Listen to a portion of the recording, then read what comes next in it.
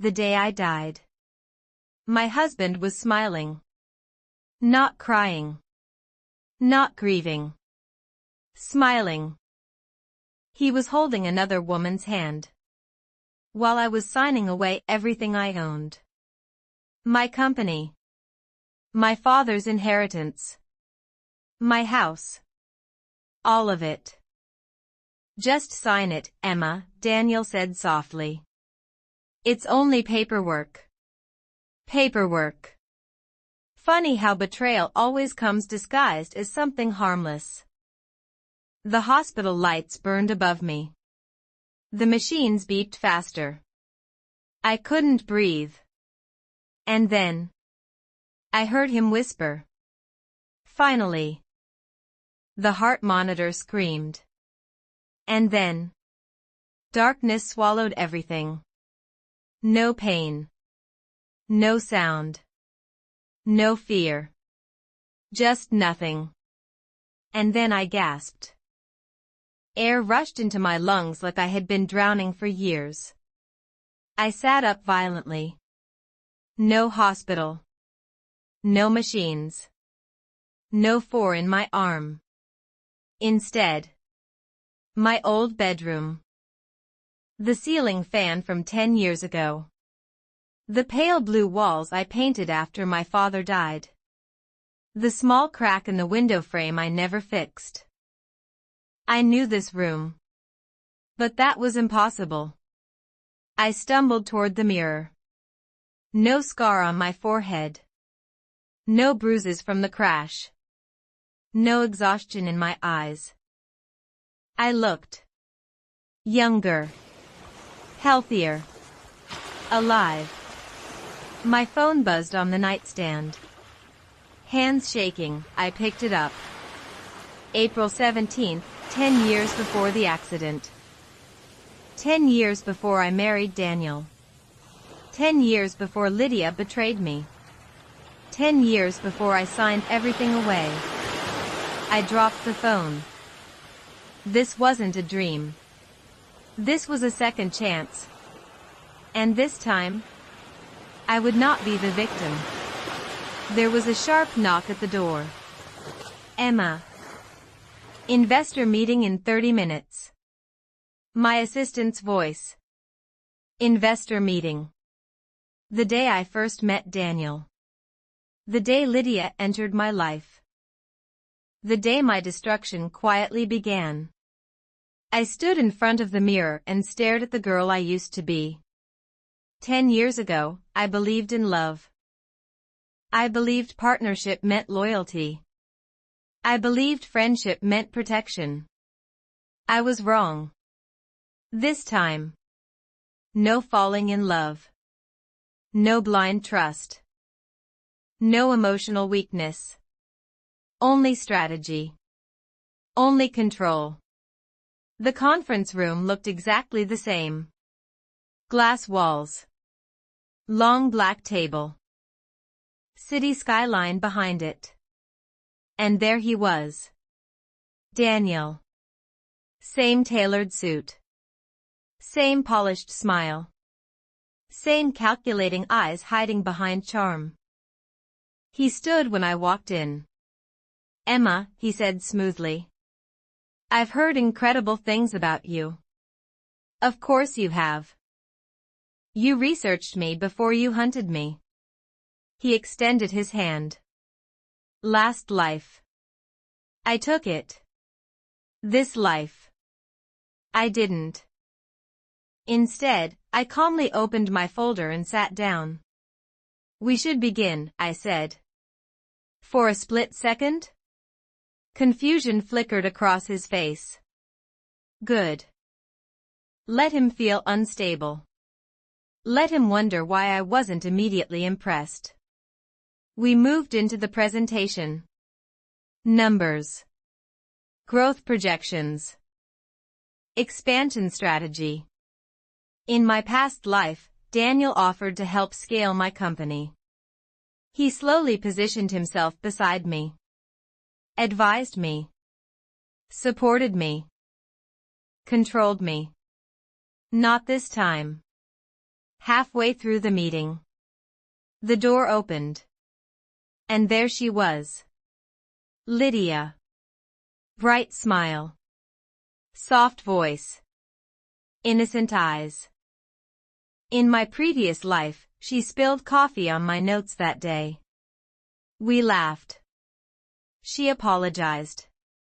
We bonded. We became inseparable. This time, as she walked past me holding a cup of coffee, I shifted my folder slightly. The coffee spilled. Not on me. On Daniel. Silence filled the room. Lydia panicked. I'm so sorry. Daniel forced a tight smile, coffee dripping down his expensive suit. I didn't laugh. I didn't comfort her. I simply watched. For the first time, I saw them clearly. Not as friend and future husband, but as opportunists. After the meeting, Daniel approached me privately. You seem different today, he said carefully. I met his eyes without hesitation. I am. He studied my face like he was trying to solve a puzzle. Good. Let him try. Because this time, I was 10 years ahead of him. That night, I sat alone in my apartment. The city lights flickered beyond the window. 10 years. 10 full years to change everything. I could expand internationally earlier. Protect my shares. Secure my inheritance legally. Cut Daniel out completely. Avoid Lydia entirely. I could rewrite my fate. But then, a thought crept into my mind. What if I wasn't the only one who remembered? What if Daniel also died that night? What if Lydia did? What if this wasn't a blessing, but a battlefield? My phone vibrated on the table. Unknown number. My heartbeat slowed. I let it ring twice. 3 times. Then I answered. Silence. And then, a familiar voice whispered softly. Emma. My blood turned to ice. I've been waiting for you to wake up. The call disconnected. I stared at the screen. No number. No trace. Just silence. And in that moment, I realized something terrifying.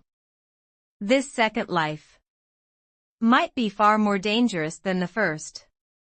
Because this time, someone knew. I didn't sleep that night. I've been waiting for you to wake up. The voice on the phone wasn't distorted. It wasn't masked. It was familiar.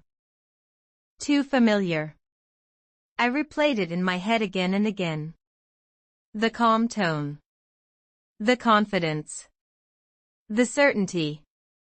Not surprise. Certainty. As if they knew this would happen. As if they were expecting me. Morning came too quickly. I made one decision before leaving my apartment.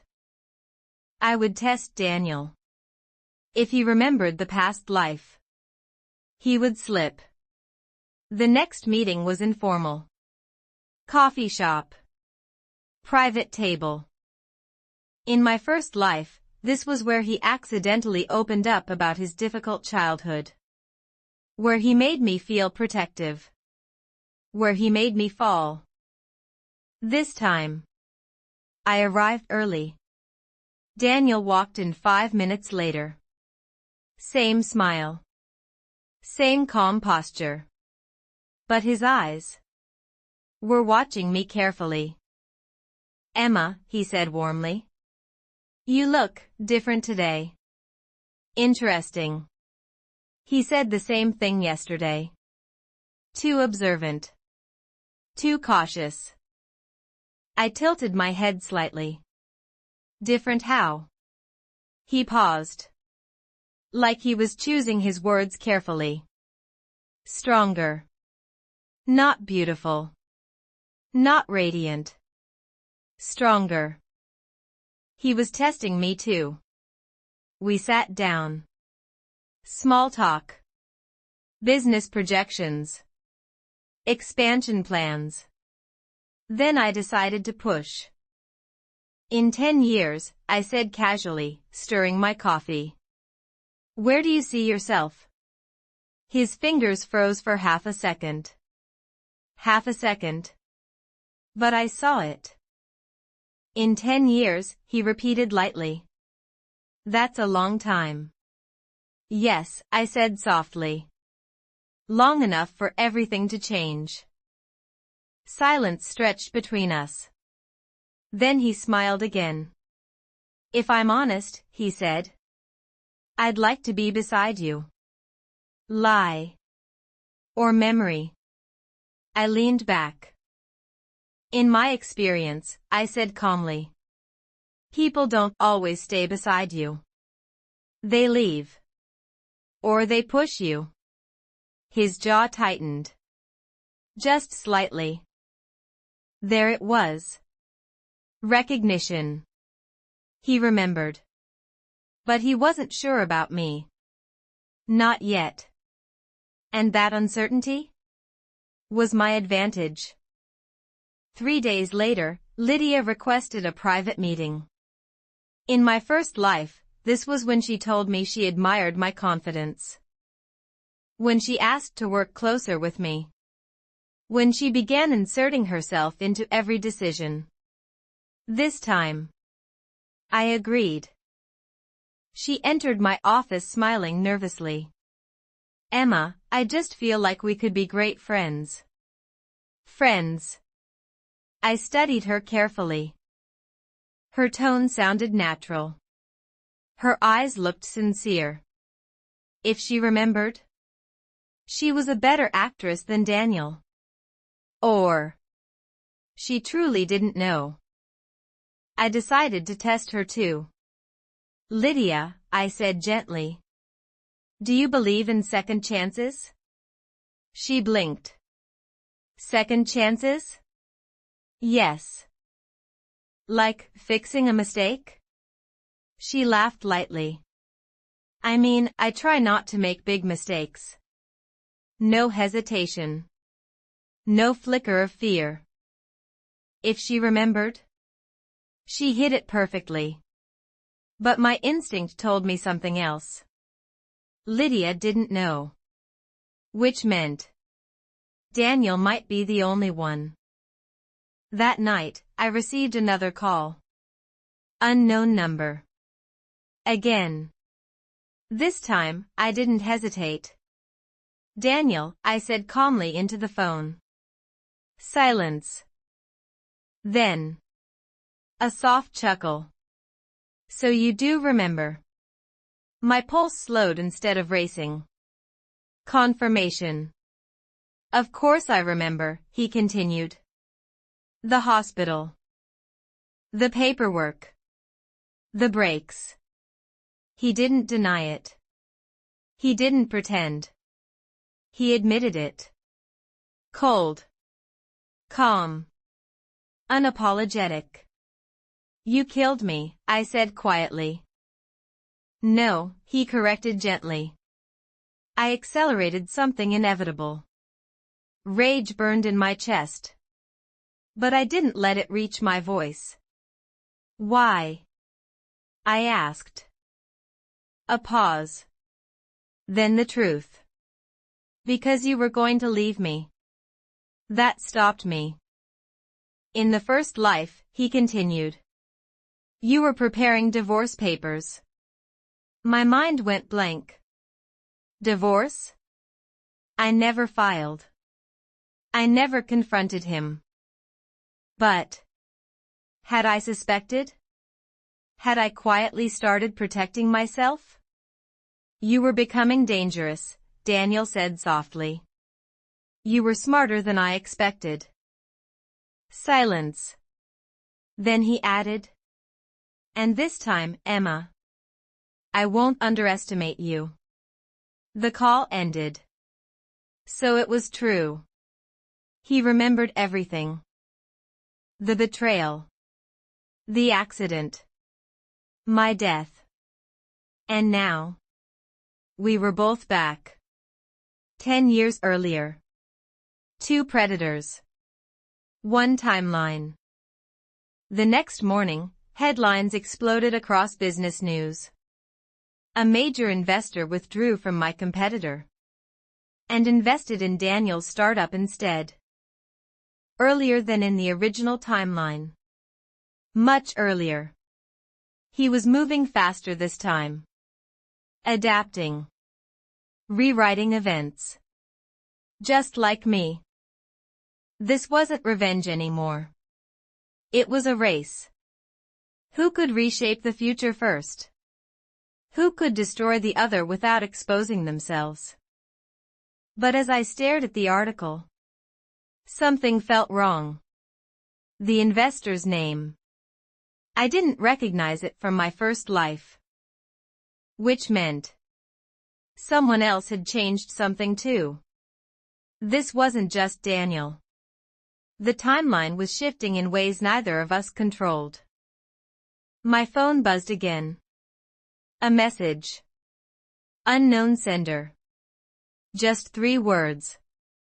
You're both wrong. A photo attached. My car. From 10 years in the future. Crushed. Brakes cut. And circled in red. A 3rd set of fingerprints. Not mine. Not Daniel's. Under the photo. Another message appeared. You weren't the only target. My breath caught. If Daniel didn't kill me alone, then who else wanted me dead? And why? Slow. Darker tone. This second life isn't about revenge anymore. It's about survival. Because now, I know one thing for certain. Daniel wasn't the only monster in my past. And somewhere in this timeline, another enemy is watching. Waiting. Daniel wasn't the only one who remembered. And he wasn't the only one who wanted me dead. That changed everything. Revenge could wait. Survival came first. I called Daniel the next morning. He answered on the 2nd ring. That's bold, he said lightly. Calling your murderer. That depends, I replied calmly. Were you working alone? Silence. Too long. No, he finally said. Not hesitation. Calculation. You think there was someone else, he continued. I don't think, I said quietly. I know. Another pause. Then. Meet me, he said. We chose neutral ground. A private lounge on the top floor of a hotel. Public enough to prevent violence. Private enough for secrets. Daniel looked different this time. Less charming. More alert. You saw something, he said immediately. I received something, I corrected. I slid my phone across the table. The photo. The crushed car. The circled fingerprints. He studied it carefully. His expression didn't change. But his fingers tightened around the glass in his hand. That's not mine, he said. I know. He looked up at me. So someone wanted you dead besides me. Apparently. And they're still here, he added quietly. Yes. They were still here. 10 years earlier. Alive. Watching. We need a truce, Daniel said. I almost laughed. In our last life, I replied calmly. You killed me. In this life, he said, someone else might finish the job. He wasn't wrong. And that was the problem. Working with him was dangerous. But fighting on two fronts? Suicidal. Temporary, I said. His eyes narrowed. Temporary. That night, I reviewed every major business rival from my first life. Every investor. Every competitor. Every board member. And then, a name resurfaced. Adrian Cross. In my original timeline, he entered the industry 5 years later. Aggressive. Brilliant. Ruthless. He attempted a hostile takeover of my company. Failed. Disappeared from headlines. At the time, I assumed he lost interest. Now, I wasn't so sure. The next day, I attended a private investment gala. He wasn't supposed to be there. Not yet. Not in this year. But when I stepped into the ballroom, I felt it. A shift in the air. Like someone had just changed the rules. And then I saw him. Adrian Cross. Standing near the balcony. Watching the room. Watching me. He shouldn't exist in this timeline yet. But he did. Which meant one thing. He remembered too. Our eyes met. No smile. No introduction. Just recognition. Slow. Measured. Intentional. Daniel stepped beside me. You're staring, he murmured. He's not supposed to be here, I whispered. Daniel followed my gaze. For the first time, I saw genuine tension in his face. You know him, he asked. In the future, I replied softly. Adrian began walking toward us. Confident. Unhurried. Predator energy, but different from Daniel's. Daniel was manipulation. Adrian was strategy. Emma Laurent, Adrian said smoothly when he reached us. He extended his hand. I've been looking forward to meeting you. His voice. It matched the phone call from episode 1. My blood ran cold. I've been waiting for you to wake up. He saw the recognition in my eyes. A faint smile curved his lips. Daniel noticed. And for the first time, Daniel looked unsure. Do we know each other? I asked carefully. Adrian tilted his head slightly.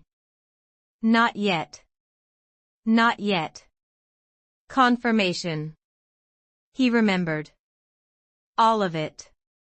But we will, he continued calmly. Daniel stepped slightly closer to me. Subtle. Protective or possessive. Adrian noticed.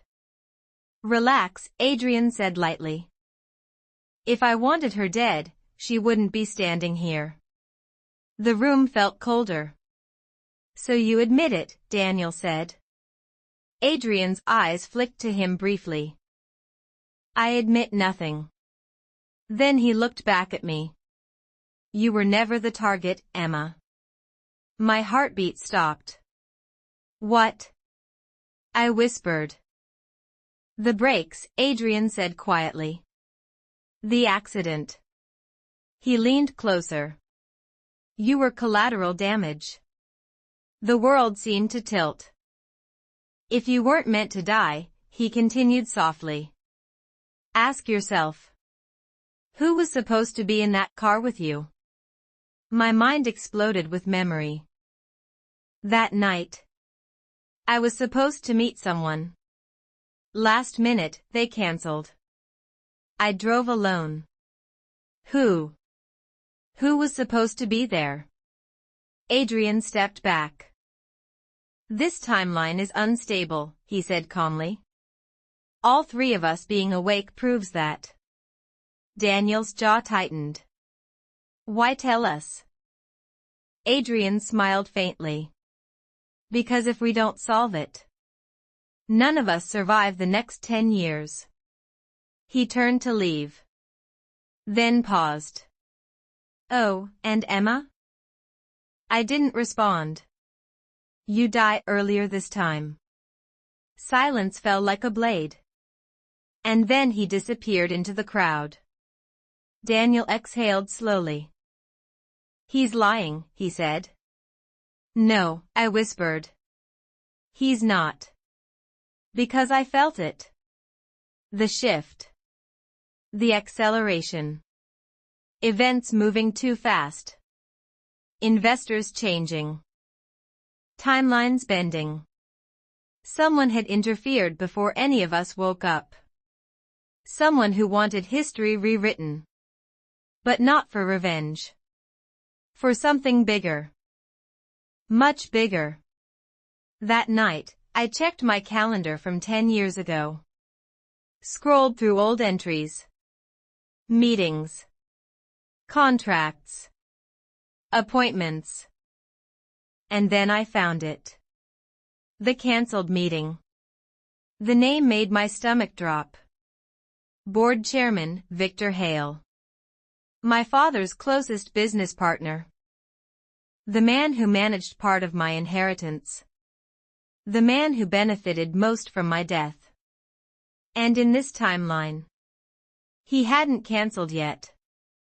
The meeting was still scheduled. Tomorrow. If Adrian was right.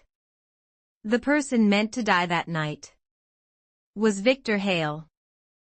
Which meant the accident wasn't about love.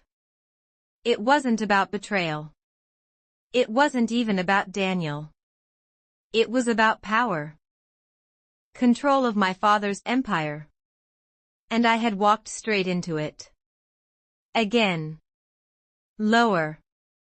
Slower. If Victor Hale was the true target, then someone tried to eliminate him. And I was just in the wrong seat. But now we all remember. Me. Daniel. Adrian. 3 players. 1 altered timeline. And a 4th. Still hidden. The one who cut the brakes. The one who moved first. The one who hasn't revealed themselves. Yet. My phone buzzed. Private number. Again. I answered. No greeting. Just breathing. Slow. Controlled. Then a voice I did not recognize whispered. You're finally asking the right questions. The line went dead. And for the first time, I realized something terrifying. We weren't fighting each other. We were being positioned. Like pieces. On a board. And someone else was playing the game. If Victor Hale was the real target, then my death was never personal. It was structural. Corporate. Calculated. And that made it worse. Because revenge against a husband is simple. But war against an invisible strategist? That requires precision. The meeting with Victor Hale was scheduled for 3 p.m. In my first life, he cancelled last minute. This time, he didn't. Which meant history was already bending. I arrived 10 minutes early. Victor Hale was older, of course. Mid-60s. Sharp eyes. Silver hair. The kind of man who built empires quietly. The kind of man who survived long enough to become dangerous. He stood when I entered. Emma, he said warmly. You look just like your father. That line. He said the same thing 10 years ago. But this time, I heard something underneath it. Measurement. Evaluation. He wasn't just greeting me. He was assessing me. We sat. He opened a leather folder. I've been reviewing the trust structure your father left behind, he began. Trust structure. Inheritance. Control. In my first life, I barely understood the fine print. Daniel handled most of it. Big mistake. What happens? I asked calmly. If something happens to me? Victor paused. Then smiled politely. The trust would revert to board supervision until a successor is named. Board supervision. Which meant him. And who decides the successor? I asked. The board majority.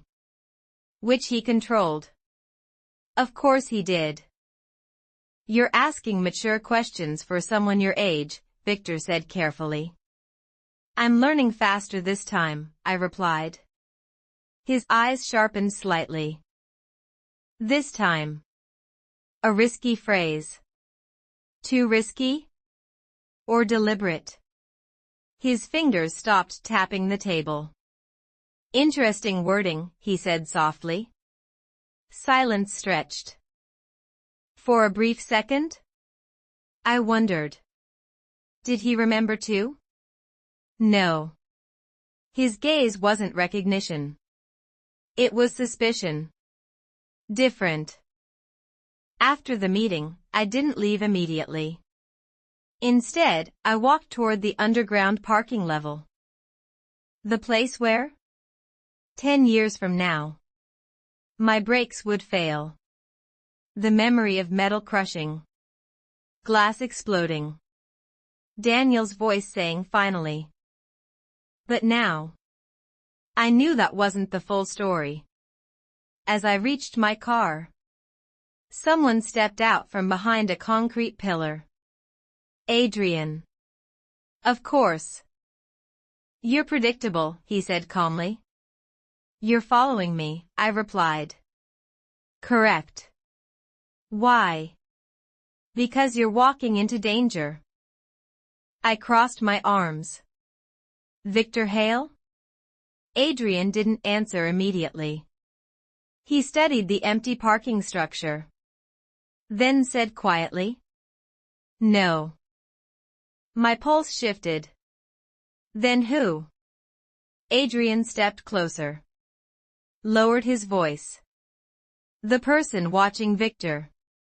Cold realization slid down my spine. There was another layer. Of course there was. Victor isn't the mastermind, Adrian continued. He's a beneficiary. Meaning? Meaning someone else benefits more from chaos. I shook my head. That doesn't make sense. It does, he said calmly. If you stop thinking emotionally. I hated that he was right. He pulled out his phone. Showed me something. A series of early stock movements. Pre-investment transfers. Silent asset restructuring. All happening. Before any of us woke up. Before Daniel accelerated his startup. Before I changed my decisions. Someone moved first. Before the timeline fractured. Someone anticipated the reset, Adrian said quietly. The word echoed. Reset. You're assuming this is intentional, I replied. It is, he said. Because I remember something you don't. My breath stilled. What? The moment before the crash. I swallowed. What about it? You weren't alone. My mind rejected it instantly. Yes, I was. No, Adrian said calmly. There was a car behind you. Memory flickered. Headlights in the rearview mirror. Bright. Too bright. I thought it was traffic. What are you saying? I asked. I'm saying, Adrian continued slowly. Someone forced the crash. Not cut the brakes. Triggered it. The air felt thinner. If that's true, I whispered. Then Daniel? Wasn't the primary killer, Adrian finished. A sudden engine roared through the parking structure. Too fast. Too close. Adrian grabbed my arm instinctively. A black SUV sped past us. Brakes screeching. Barely missing my car. It didn't slow down. Didn't stop. Just disappeared up the exit ramp. My heart pounded violently. That wasn't random, Adrian said quietly. No, I agreed. It wasn't. That night, Daniel called. I heard about the incident, he said immediately. Of course you did. I have people watching too, he replied coldly. Possessive. Threatened. Unstable. You met Adrian, he added. Yes. He's dangerous. So are you. Silence. Then his voice hardened. You're trusting him. No, I said calmly. I'm surviving. He exhaled sharply. You think this is a game? No, I whispered. I think we're pieces. That quieted him. For once. After the call, I reviewed something I hadn't touched yet. My father's final recorded message. In my first life, I couldn't bear to watch it more than once. This time, I forced myself. The screen flickered. My father appeared. Older. Tired. But alert. If you're watching this, he said slowly. It means something has gone wrong. My breath caught. There are forces inside the board you don't see yet. Forces. Plural. If I die unexpectedly, he continued. Do not trust the structure as it stands. Structure. Board. Trust. He knew. He suspected something. And then, the video glitched. Just for a split second. A shadow moved behind him. A figure. Almost invisible. I froze the frame. Zoomed in. Grainy. Blurry. But there. Someone was in the room when he recorded that message. Someone who wasn't supposed to be. And suddenly, I understood something horrifying. The game didn't start with my death. It started with his. Lower. Slower. Daniel thought this was about control. Adrian thought this was about timeline instability. But this was generational. Systemic. Designed. Someone dismantled my father. Prepared the board. Removed obstacles. Then eliminated me. Or tried to. And now that I remember, they've accelerated. The SUV. The message. The stock movements. The surveillance. We aren't just reliving the past. We're disrupting someone's long-term plan. And they don't like it. My phone lit up again. Unknown number. But this time, a video file arrived instead of a call. I opened it. Security footage. Parking structure. Today. The black SUV slowing down before accelerating toward me. Driver window partially visible. The footage zoomed in, enhanced, and the face behind the wheel made my blood run cold. Victor Hale. The meeting wasn't coincidence.